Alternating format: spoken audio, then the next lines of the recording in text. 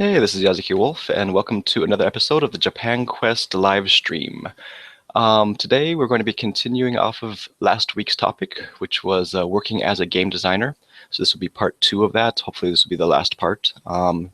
Last week, we talked about what I did primarily on the board game side of things, and this week we're going to go focus more on the digital side of things. But before we go into that topic, we have a couple questions in the comments that I would like to go over. So let me bring that up real quick. 1 second. All right, so the first question is from Kevin Kanavaka. I hope I pronounced that right. If I didn't, please let me know. But he says, hi, now that you're talking about work-related topics, I was wondering, how much time does companies extend your visa? And what things can you do to extend it? Because if you do freelance as an illustrator, the visa will run out sooner or later. I was wondering if you can cover this topic in the next videos. I think it'll be very helpful. I think it'll be really helpful. Thanks for the videos. They're super helpful. Keep it up. All right. Thank you very much, Kevin. And I would very much be obliged to answer your question. So let's see. For the most, okay, so we're talking about freelance illustration. Okay. Well, first of all, I'll cover the visa thing.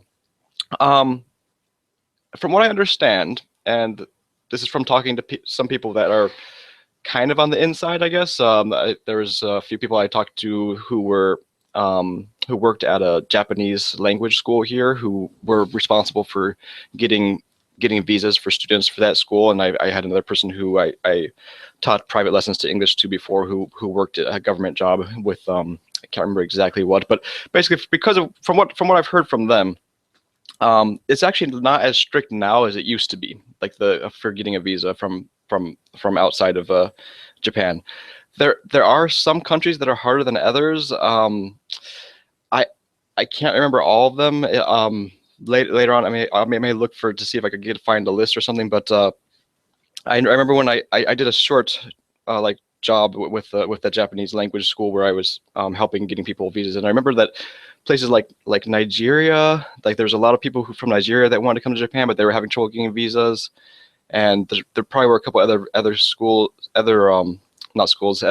countries as well. So there's like a list of countries that are a little bit more difficult than other countries, but for the most part, it's gotten less strict lately in the last maybe 2, 3, 4 years or so, mostly because Japan has a bit of a population issue, I guess I could say. It's there's their population growth isn't really there. Like they're not really.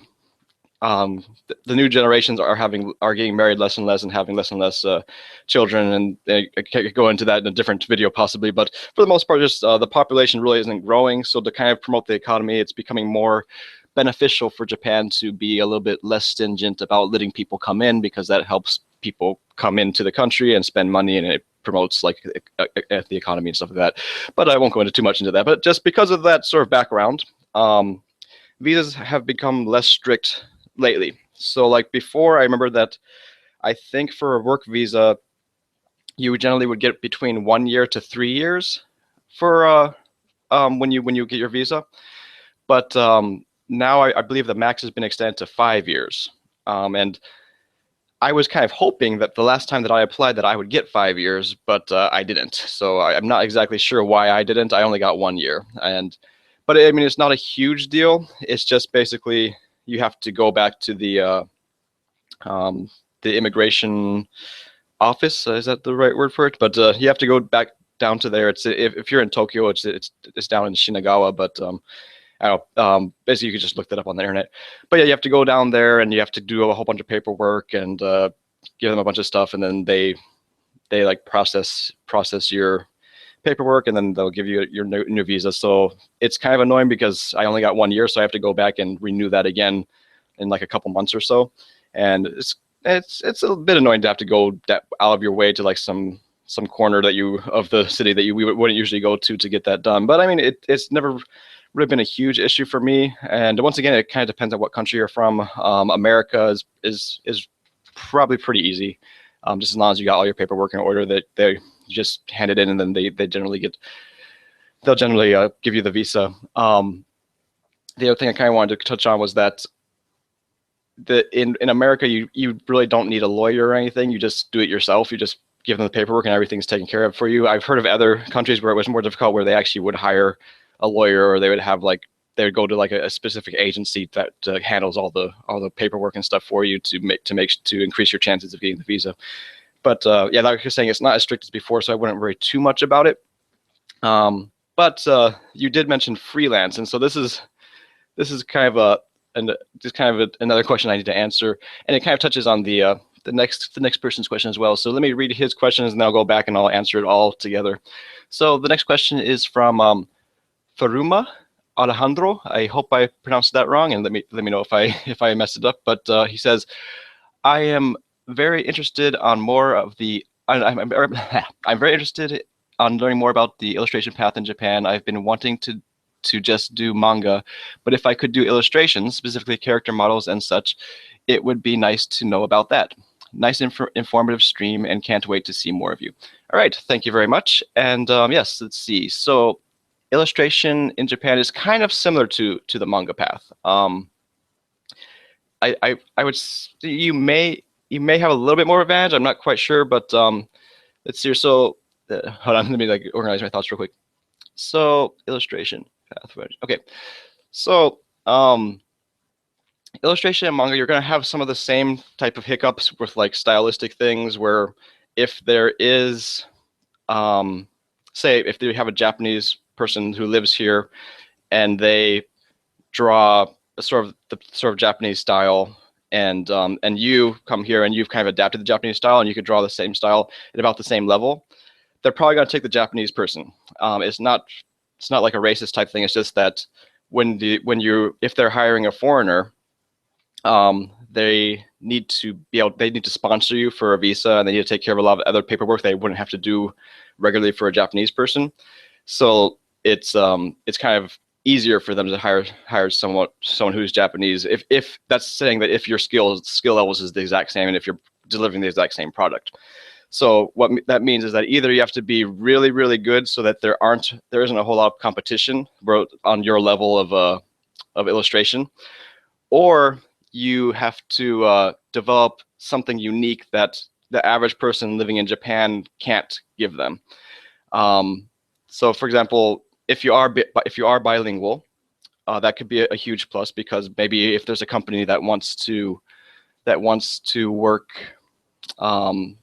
to do some stuff abroad, they may see having you in their company as sort of an asset, because you can, like, for example, sort of how I got hired was, well, one of the things that my boss saw as a benefit to hire me was that, well, I can draw, so he could use me for drawing. I have some game design skills, so he could use me for that.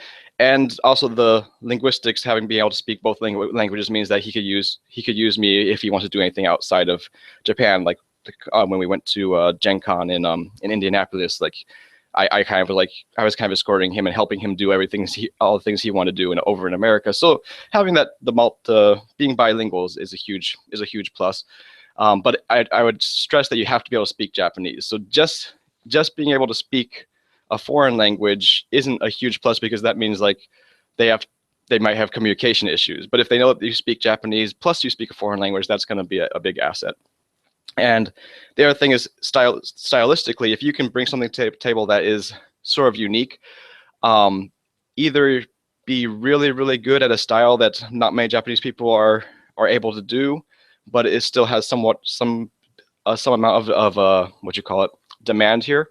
I would maybe look for like search Applibot on Google. It's APPLIBOT. And you'll see that a lot of the illustrations that they use are a very I don't want to say Western, but it's more of a strongly rendered style, more so than like what you would usually see in like manga and illustration. So one way you could do is you can have a style like that is used in games over here, but there aren't a lot of people who can draw it over here, which means that you would have less competition. So that's one way you could kind of develop like a sort of your niche. But once again, you're only a niche there, so there's only going to be a few companies that would be able to hire you for that. But then, so the other way would be to make sure that you have the Japanese style and you could get that down, so that they know that you can do everything that the average Japanese person that they might hire would be able to do. But then also have like some kind of original style of your own on top of that to kind of show that you have. They call it my boss calls it plus alpha. It's like you have everything they need plus something else. So like plus alpha, you have to have like some type of plus something else beyond just what they're looking for. And so those are ways to kind of get into the companies. But so now going back to the freelance idea for freelance illustration, because so up to now I've been talking about getting into a company as an illustrator. But now if you want to do freelance illustration, that you run into a couple hiccups here, because the whole thing I talked about earlier about the visa, part of that paperwork in order to get the visa is you have to have a company hiring you full time in order to sponsor you for a visa. So I think I mentioned it before with the whole manga thing, and that may be why you have that question here about doing illustration instead of manga, is because as I mentioned earlier, well, in a different video, manga, you generally aren't a full-time employee, which means that there is no company sponsoring you for a visa. So it means that you are essentially freelance. And when you're freelance, what that means for a non-Japanese citizen is that you have to figure out some way to get a visa or otherwise legitimize your stay here. Because if you just come over here from America, you get 3 months tourist visa, and there may be different amounts depending on what country you come from. But generally, when you first come here, you get a tourist visa, and in the case of America, it's 3 months, I believe. And so you could stay here for those 3 months, and you could do freelance and try to do stuff on your own there, or you could maybe go to a Japanese language school and try to do some freelance art on the side while you're going to language school, and the language school will give you a good maybe year or 2 years, so depending on the school, but you'll get a couple years of a visa for that. And in my case, when I went to the Seimongako, which is like a vocational school, after graduating, I got another visa it was sort of like a job hunting visa. So I had a good year after graduating where I was just allowed to be in the country to just look for a job. So I didn't have a job or anything, but I have a visa that just allows me to stay here and look for jobs. So so I mean, those are all ways to kind of have visa and be able to stay here for a period of time. But those are all short-term solutions because you can't be in school forever, and if you're working, it's kind of hard to work and be in full-time classes at the same time. It's not particularly viable. And also, like the tourist visa, it runs out really quickly. It can be renewed a couple times by leaving the country and coming back, but I'm not sure about the legality of doing that perpetually, so I wouldn't really recommend that. And then the job hunting visa, that only lasts for about a year, I think, maybe 2. I remember I was able to renew it once, but I can't remember exactly how long that was. But yeah, you only get to renew it once. You don't get to renew it any more than that. So those are all short-term solutions, and you'll run out eventually. So if you were completely set on going the freelance path, this means that you aren't going to get a company to sponsor you. Then you have to think of how to get a long-term solution. And I believe there's a way to sponsor yourself for a visa, but in order to do that, you have to be fairly successful you have to be a fairly successful freelancer where you are making enough money to sort of register yourself as a company, and then to register yourself as an employee and sponsor yourself for a visa. I haven't done that. I've heard that you can do it, so it is possible, but I'm not sure about all the steps that are required for that. So if that's something you want to do, you may have to look that up on the internet to find out more information. But that is one possibility. Although, as I mentioned earlier, you can't just be getting started off as a freelancer. You have to be pretty established and have a pretty consistent income to be able to do that, I would believe. And then the other options, I guess, would be to get married over here. I mean, that gives you a citizenship, a dual citizenship. I don't know if it's dual citizenship, but it's the right word. But it basically allows you to stay here. So that, and then the only other thing I could think of, I feel like there was one other option. Oh yeah, the other option is if you work consistently for for one job for 5 years, I believe. And I would very much encourage you to double check on this information, because this is just stuff I've heard over the course of being here, so it's not necessarily the most current information. But last I heard, if you had one job consistently for about 5 years, then you could get a residence card, I believe, and then that will also allow you to stay here. So those are probably the options there. But the difficulty there is that when I'm saying you have a job, that means that you have to be working in a company that will sponsor you for a visa for 5 years consecutively, and so that kind of, in a way, you're not really being a freelance at that point. But I mean, I guess I only mentioned it because I guess it would be possible to work for a company for 5 years or so until you got that residence card, or whatever the proper name for that is, and then if you at that point decide to go freelance, that would be an option, I suppose. But yeah, so those are sort of the options there. So it's not super easy, but yes, it is possible, and you just kind of have to work that out. I hope that answers the question more or less. Just to make sure I cover all my bases, the visa, yes, you can, as long as if you're working for a company, you can just keep renewing that as long as you're in that company. So probably the easiest path is just to be hired into a company, and then you're pretty much set. You just have to do paperwork every once in a while. And yeah, that's about that. So let's move on to the topic for today. And before we start talking, let me set up some video footage.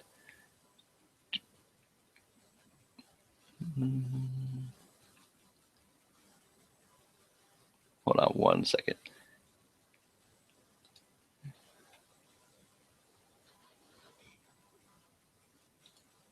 All right, so it looks like you can see that. All right, so now this is some old footage that I captured when I was doing the outline for the water drake. This is for work, and this is a character in Archetype who this is the pre-evolved form, and he has four different levels to his evolutions, and eventually he turns into Diodorus, which is like a big like water dragon type guy. It was pretty cool, I guess. But anyways, so I'll let that play while we talk about the topic for today. And the topic is working as a game designer, part 2. So today we'll be talking more about the digital end of things. Last week we mentioned how the first year that I was hired, I spent most of my time working on Archetype, the board game. And then after that was done, we moved on to Archetype, the digital mobile iOS game. And that game actually is nearing its completion right now as we speak. It is currently up on the internet for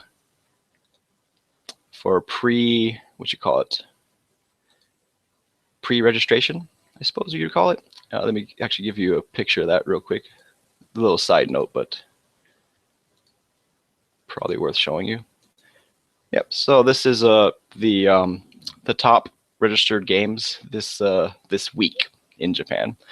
A few days ago, we were number 2, but now we're down here to number 4. So this is Archetype, if it's written in katakana, and Tsukishima Factory. That's my work. And so right now we're at number 4 with 7,500 registrations. So not quite as good as we were before. We were at 2 before being beat out by Final Fantasy, but it looks like these 2 new things came in now that kind of are beating us now. So what's this? Ortana Magic. I have no idea. Everyone knows Final Fantasy though, so this is Final Fantasy. Crypt Track. Not quite sure what that is, but yeah. So these are the top registered games for this week, and hopefully our game will be having its full release in Japan in about a week or 2. So probably the beginning of February, and then we'll be bringing it over to America. I believe it'd be like in August. We're trying to do it around the same time as we come out for Gen Con in Indianapolis. So we'll have the digital release available, and we'll be able to promote that at the convention as well. But yeah, have a lot of work to do with localization coming up.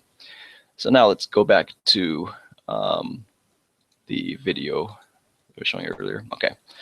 So yeah, so that is what I spent probably the second year working at Skishima Factory on, and it's been very, very busy. It seems like every time I think that I'm gonna get a break, something else comes up and I actually don't get a break. Because like, I know I've talked to people before and they would talk about how like at the beginning the kikaku, that's the game designer's work, is the most intensive. The game planner, the person who's actually like who's coming up with basically the plot, not the plot, the script, I suppose you could call it, for how they're going to make the game. So at the beginning, you're planning the game, and so that's the most intensive. That at that time, it's the most intensive for the planner, while people like the 2D designers or 3D designers, they don't really have much work at that point. So, so then from that understanding, later on, once the planner gets most of his or her work done, then they hand it over to the designers, and then designers, the 2D designers, 3D designers, the artist basically, take it from there to actually put it into form. But the issue that the thing that made my particular work extremely busy was that at the beginning, so I was very busy planning the game at the beginning, and this is coming right after doing most of the art and everything for the board game and getting that all finished. So I spent a good while planning out the game, and then after having the game planned, then we handed over to designers. But since I was hired to be sort of the artist plus the planner, I'm on the designer side too. So and this is really confusing using designer in these two ways. But just as like a note, when I say game designer, I'm speaking about the planning type of work, and when I say designer, I'm speaking of the artist side, the 2D designer, 3D designer. But anyway, so I'm sort of employed as both a game designer and a 2D designer. So after finishing the initial work of making the concept for the game and doing all those types of things as the game designer, then it was handed over to the design department, and now I had to work as a 2D designer.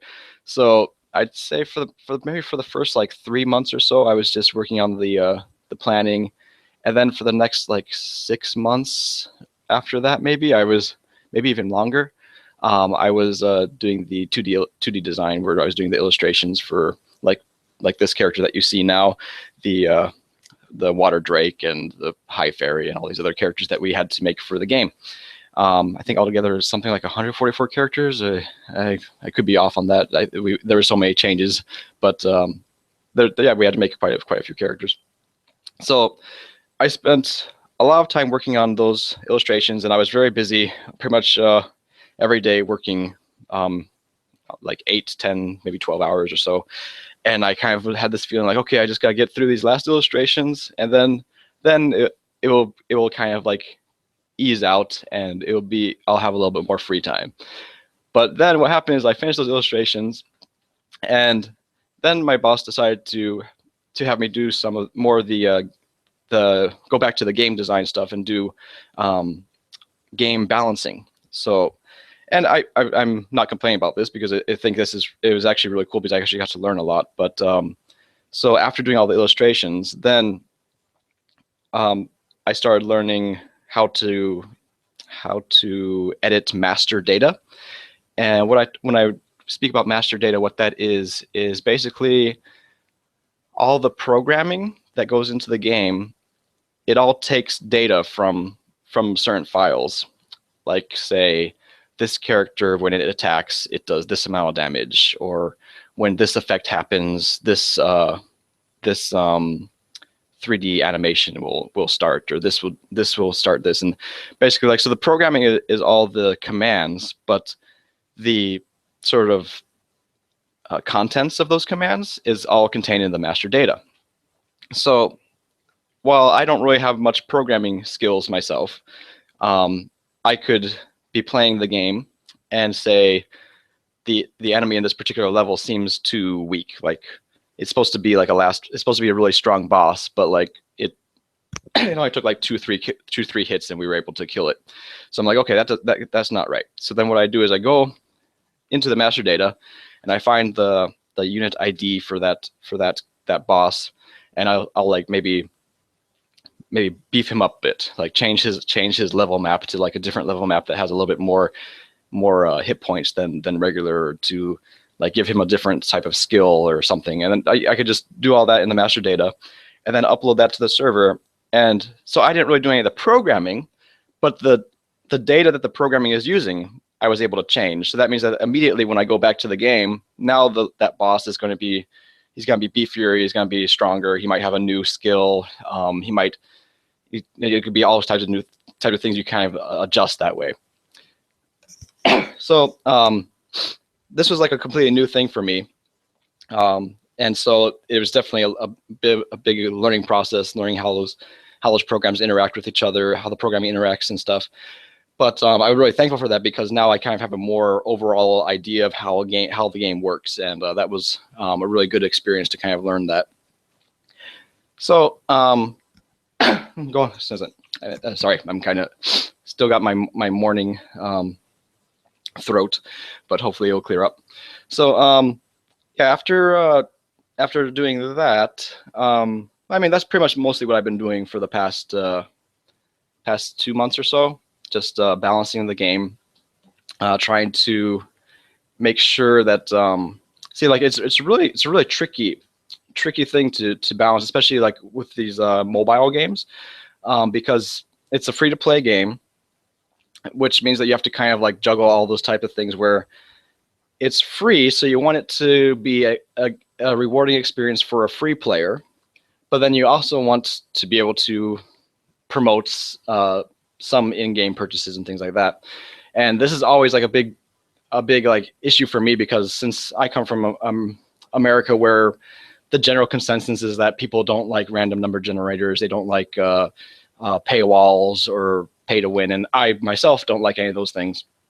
And Japan doesn't seem to have as many hiccups about that. Like when I talk to other young guys my own age, like they don't seem to. That just seems to be like kind of average for them, and it might be partly because of the kind of background of how games developed here, as opposed to outside of Japan, where here it's kind of very much connected to like manga and anime and pachinko. And if you don't know what pachinko is, it's sort of like a game. It's basically like slot machines, the Japanese slot machine. So there's a lot of like gambling elements to that. So that entails a lot of random number generators and things like that. So it's sort of like trying to balance all these sensibilities of like what people want abroad and what people want in Japan, and trying to kind of keep it balanced where like I personally want to have the game balanced in such a way that it's time versus money. So for me, I don't want to put like a straight up paywall, or to put like make it a complete pay to win system or things like that. I want it to be like, it's either you can spend time on it to progress, or you can spend money to progress faster. That's sort of my philosophy, and that's something I've been trying to kind of like try to, what's the word, express to my coworkers and stuff. But it seems like a lot of it's kind of still like a kind of a new thing for them. But that's sort of like the balance I'm trying to get. And so it's kind of a really difficult to do, because it's not like a regular game where you can just think about just one sort of player and just one sort of like gameplay. In this one, for the balance, you kind of have to think of both players. Like, okay, well, if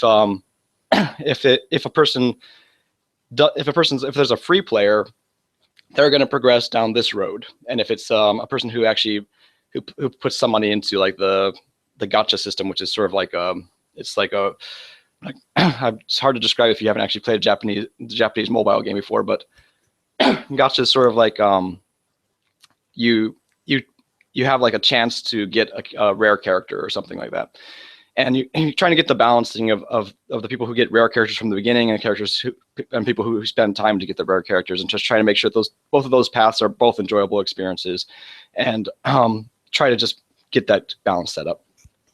So that's been a big learning experience, getting all those elements together into the game. And other than that, this year, what else have I been working on in this in these last years with the digital. I think also with the digital, there's let's see, I kind of want to get back to topic because I feel like I'm kind of getting off of topic. So as a game designer, what I've been doing, I suppose, is kind of getting, it's kind of like directing, but not exactly. It's basically like kind of getting the visions of everyone on the team and trying to kind of blend that together into the final product. And we've gone through a lot of a lot of versions of our game, because at first we kind of were thinking to just make the board game into a digital game, and there wasn't really anything else to it. It's just like, we'll just take the board game and turn that into a digital version. Is this still playing? Yeah, it is. Okay.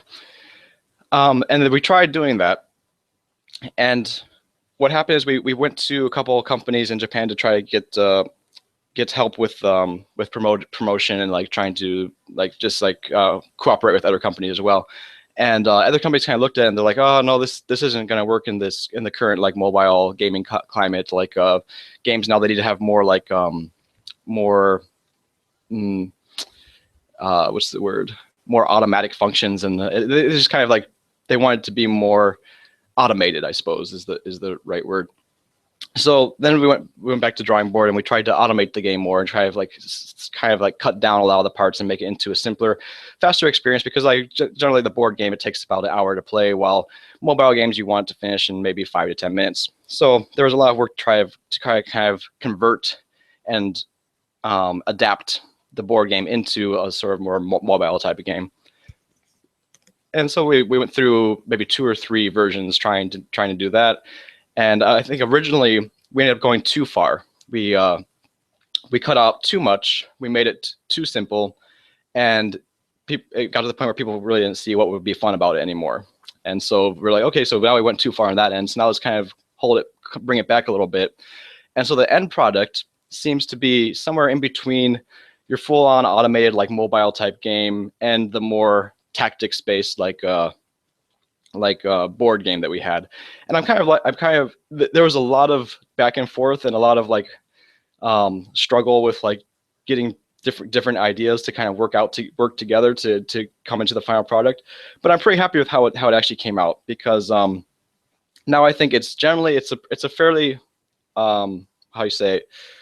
it's a fairly condensed tactics type game where the one battle takes about 5 to 10 minutes, which is about what you were aiming for a mobile experience. But you still have the basic tactics and environments and like moving your character around that you would have in like sort of like the old tactics games that I was kind of trying to draw from, like Final Fantasy Tactics or like Ogre Tactics and stuff. Probably the skill system and some other elements are probably more simplified than those older ones. I mean, there's no equipment or things like that you like equip your characters with, but that's sort of like just because the original concept, it wasn't really to have like human warriors, but to have actual like monsters of legend and like legendary creatures and stuff. So it's a kind of a different type of thing there. But yeah, so I think I may have mentioned this a little bit at my last video, but so at the beginning, having being in the company, I found that I wanted to just kind of listen to people and kind of do what they told me. Especially like if my boss told me to do this particular thing, I would just do it. But after working there for a while, and especially with working with the digital side, because as I mentioned, we just went through like a couple different variations of the game. What I found is that I had to take responsibility for everything, every change that we made in the game, every new element that we put into the game. It was all ultimately going to be my responsibility. So as a game designer, I think you do have to listen to your bosses and stuff, but you also have to be able to stand up for what you think is going to be the correct thing to do. So like maybe your boss might say, I like this new game that I saw had like this interesting element that I want to put into the game. And from just like a purely from purely marketing standpoint, I guess, I'm not sure marketing is the right word, but just looking at like, oh, well, this is a new element that'll make the game interesting, so let's just put it in there. Like just looking just at that, maybe it seems okay, but you as a game designer, you have to kind of look at the whole package and be like, yeah, that's an interesting element to put into there, but if we put that into the game, and that means that this other element that we had is going to lose its meaning, or this part is going to clash with this part, and like it's not going to work out together right. So you have to be able to look at the whole picture and be able to say, yeah, I think we can do that, or no, I don't think that's going to help the game at all. And you have to kind of be able to stand for that and be able to defend that. And that's something that I'm still learning. I think I've gotten a lot better than when I first came into the company, but it's still very much a learning process, especially because of the language issues where it's not my native language that I'm having to defend my ideas with. So it's also an ongoing process of trying to become faster at speaking Japanese and comprehending different concepts that are being related to me and being able to present my concepts equally as well. So yeah, the other thing I probably want to talk a little bit about is the Kikakusho. That's I guess the game proposal.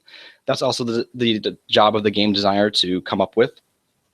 So if we talk about the general pipeline of how things should work, or at least I'll say how it's worked in my company, is the first step is to make the game proposal, the Kikakusho. And this is generally just like what's that software called? Presentations. What's it called? Slideshow. I can't remember. What is that software called? Well, I don't know. I can't remember the software's name right now. But it's basically just like a short presentation that you put together with a number of slides. Each slide just kind of illustrating a different element of the game. And for me, I generally like to focus on the gameplay more, but as a game designer, actually, you kind of have to focus more on the marketing stuff, which is not really my strong suit. But it's generally you have to start off by saying who's the target audience for your game, what platform is it going to be on, like how much money do you think it will take to make the game, like generally those types of things are the main points, because this is basically what you would present to a company to get money to fund your game. So it's mostly the marketing and the business side of things that you focus on, and then you go into a little bit of the gameplay, like okay, the gameplay is like this or like that, but it seems like it's mostly focused on like what's the concept of it, why do you think it will sell, who's the target market, and then you go a little bit into the actual mechanics.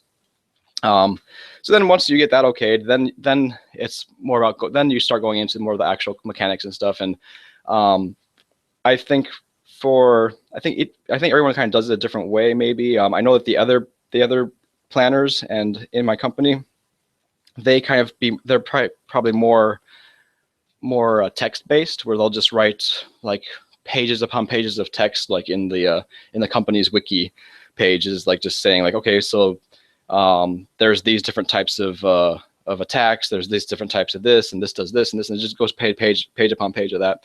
I found that I like to actually make concept designs more and describe it with illustrations, like very quick like concept sketches. That would just be like, okay, so this when you start the game, it looks like this, and then you have these different actions, and I'll actually like illustrate that. That way might take a little bit more time, but I think in my experience, is possibly because of like the language issue, that it was easier to express my ideas by actually showing it rather than trying to explain it in like a paragraph or something. But so that's planning. That's how you get there. That's the Kikakusho phase. And then after that, then it gets into the design phase, and that's where you kind of overlook a lot of the designs that other people are doing.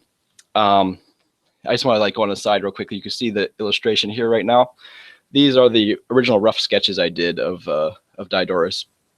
And you'll see that he has these evolutions where he starts out as sort of like this small water drake thing, and then he grows into like the dragon. So I think right now I'm taking the rough sketch I had for his next evolution, because so the first drawing here was his first stage, and now this is what his second stage is supposed to look like. So now I'm going to add the elements of that second stage onto this one. So doing it all together, where I'm doing the outline of both stages, and then later on I'll go back and color them. But yes, that was a bit of a side. So then after getting the Kigakusho done, then you go into the design phase where for my side, I actually worked on the design, so I was actually illustrating as well. But generally, if you were just a game designer, you would probably be more just overlooking it. For example, like after when an illustration has a rough illustration done, maybe they'll have a review with the design team. And me being in the design team, I was actually able to participate in those reviews, and I could say like this character, like for example, I think we had an illustration of a siren at some point. I don't think it actually made it into the final release, but I remember the first illustration of the siren was very much like a very like happy, beautiful water lady type thing, and I was like, that's a pretty cool illustration, but like the sort of concept behind the siren is more of like a temptress, where like it's like the siren, the whole idea behind it is it's a voice that the sailors would hear in the water, and it would draw them to it. But then when they actually go to it, it actually would be like very rocky ground or something that would like destroy their ship and actually end up leading to their deaths or something. So it's definitely like a nice, like there's about sirens are definitely supposed to be beautiful and everything, but the sort of idea behind it is that it's also like a forbidden thing. It's something that you should avoid. So I wanted to have kind of try and get that tension. So then we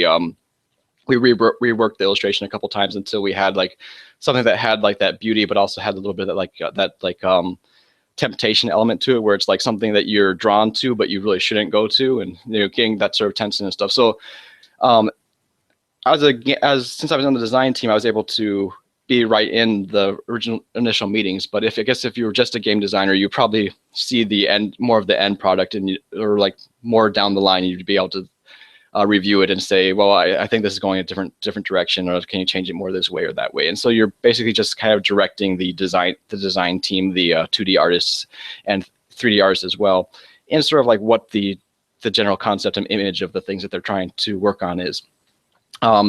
This also would probably be in bigger companies that might be more of the work of the art director, but since I have a smaller company, we don't really have an art director per se. So I kind of like took on that work as well.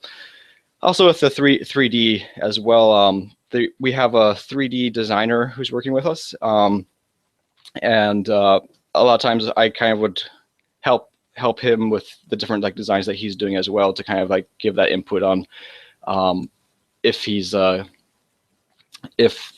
the right direction with like a certain design or anything. And another thing I learned about that is that it's not so much, I mean, definitely you want to put your own input into it about like what you think, but say for example, you say that a certain design is okay, but then it goes to your boss and your boss says it's not okay, right? Like that kind of can waste some time, because then you end up having to go back again and do more fixes. So I found over time that it was really important for me to understand not just what I'm looking for, but also what my boss is looking for and what other people on my team may be looking for, to kind of like to kind of make sure that everything is going in the right direction. So that's kind of going back to something I tried to touch on earlier. I don't know if I really did a good job of it or not, but as the game designer, it's not so much about like dictating your own ideas or your own visions so much as it is bringing together everyone's visions to kind of into a how you say it, bring together everyone's visions into a directed path. So when you're looking at the images and when you're reviewing these things, you want to be able to say that if you think there's something in there that maybe you're okay with, but you know that your boss isn't going to be okay with, it's your job to bring that up then, because it's going to save time to fix it earlier rather than later. Okay, so then after that, then the next phase, and these may all be kind of blended together, because especially in my company, since it's not as big as a company, you end up doing a lot of things at the same time. But then the other phase, or the other work I would go into, is the master data and like the balance, game balancing, and that's all just a big that's just all about like playing through the game and getting a general idea of how the balance feels, whether whether or not things seem too difficult or too easy. And also there's a lot of calculation as well. So I think if you do want to do game design, learning math is always a good plus, I would think. Luckily, I have a mathematician brother that I was able to ask for some advice on some elements, but I mean, there's definitely a lot of calculation involved in trying to figure out percentages, especially like if you have like drop items or things, you have to know what around what percentage of a drop percent would be good for a certain item, or like how exactly how much experience points should you be giving for individual quests and things. And I'm gonna be honest, I don't know if I really got that perfect yet. Like, this is my first game, so I'm doing my best. But it's like that's probably something that you probably will develop over time through experience. And then this is another element that's kind of related to this, because it's something that I was generally doing at the same time, and maybe even I guess in a way, priority-wise, it's probably a higher priority than the game balance, is debugging. And if any of you have played, I think it's called Game Dev Tycoon. Like in that game, there's like it's a game about like making video games. And I remember like at the end of the game, like you have a number of bugs that it'll just show. It will like say you have like 10 bugs in the game or 20 bugs in the game, and then if you wait, your programmers and everything, they'll get rid of bugs. But you also have a deadline, and so you can't wait too long, because you have to get it out by the deadline. And if you go past the deadline, then like the hype for your game goes down and stuff. And also new bugs could come up too. So you kind of have to like try to look for that perfect time where it's like, okay, it's about the deadline time and we only have like 2 bugs, so I guess we'll just release it, you know, even though there's 2 bugs in the game. Like, or like maybe if there's 0 bugs, that'd be the best, but like you're not always going to be able to do that. And so when I was playing that game, so after playing that game, then coming to that stage in the development of our game, I realized that actually is a pretty on spot representation of how it works. Okay, it looks like our video has come to a close, so I'm going to try to wrap this up soon, but let me move to something else for you to see, I guess. Here, I'll click through our current game. Let's see here. Yeah, here's the video for our game, and I'm going to turn the volume down on that. If you want to actually see it with the volume and everything, I'll have a link down below. But yeah, this is the game we're working on. And so how we're going to finish this up. All right, yeah, so the debugging process. So that actually was a pretty good representation of actual what it's like.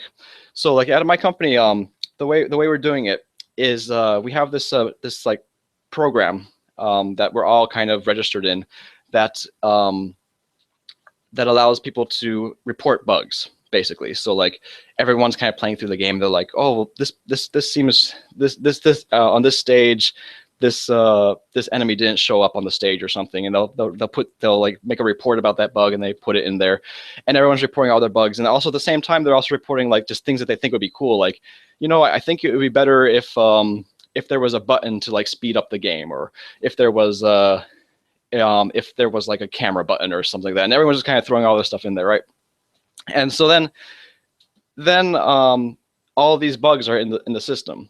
So the next thing you do is you take all those bugs and you organize them in terms of like, is it a A bug, a B bug, a C bug? Is it just someone's yobo?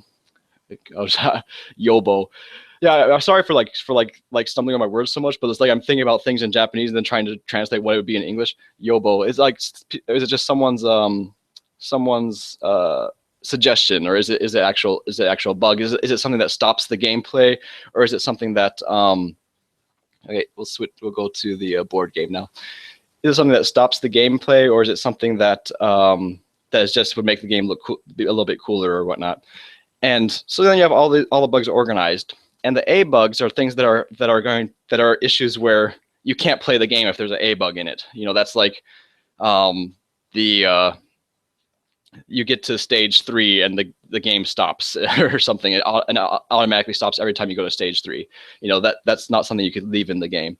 So you want to get rid of all the A bugs first, And then after all the A bugs are done, then you go down and look at the B bugs, and then you look at the C bugs, and it's basically just a matter of trying to get as much of the bugs like squashed before the release date.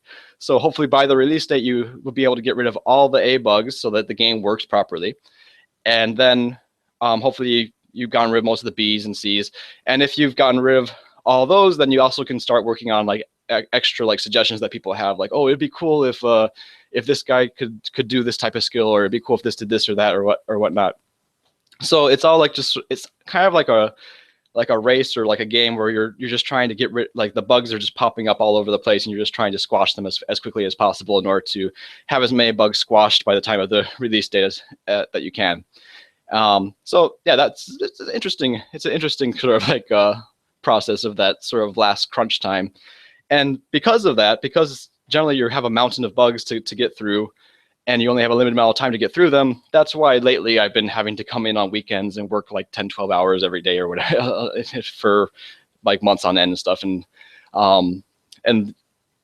like say if you're releasing to, if you're applying for the Apple Store, you want to get rid of all your A bugs before you apply, so you have to work on all those, and then maybe after you applied, someone had an idea that they wanted to put like this new skill system into the game, so you add a new skill system into the game, and then that adds new bugs, so now you have a new pile of bugs you have to go through. So yeah, just lots of work at that end, that sort of end stretch. But as is right now, we've gotten rid of most of the issues in the game. I think on my list of the things that I'm responsible for, I don't think there are any A bugs left. I think it's just a couple of like suggestions, and then we're adding a whole new skill system to the game, so we're working on that.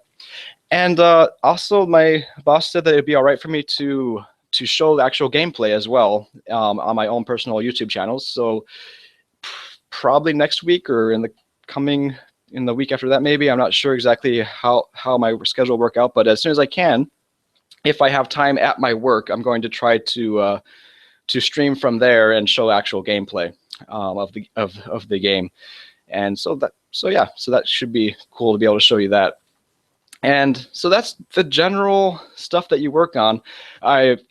Being that it's a small company, I've been working on more than maybe you would in a bigger company. In a bigger company, you're probably more focused on one specific task and not having like everything to do at once. But since it is a small company, there aren't as many people specialized to certain tasks. I ended up taking on a lot of different work, and so that's generally how it goes. I know I went through a whole bunch of stuff right there, and every one of those things could possibly be a topic for another video, like the debugging process or the master data process, balancing the game, illustration, and so forth. So if there are certain aspects in there that you want to hear more about, go ahead and let me know in the comments. And yeah, I try to look at the comments before I make up a new video every week. So if there's a number of comments that I could kind of talk to and address to in the video, I'll do that. Otherwise, I might just make a reply straight in the comment box. But yeah, so this is Archetype. Can I make these bigger? Guess not.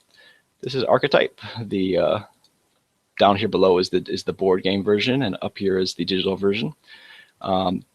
They hopefully will both be available in the States this August. So hopefully I'll talk a little bit more about that in the future as well. That's all for today, and see you next time. Yoroshiku.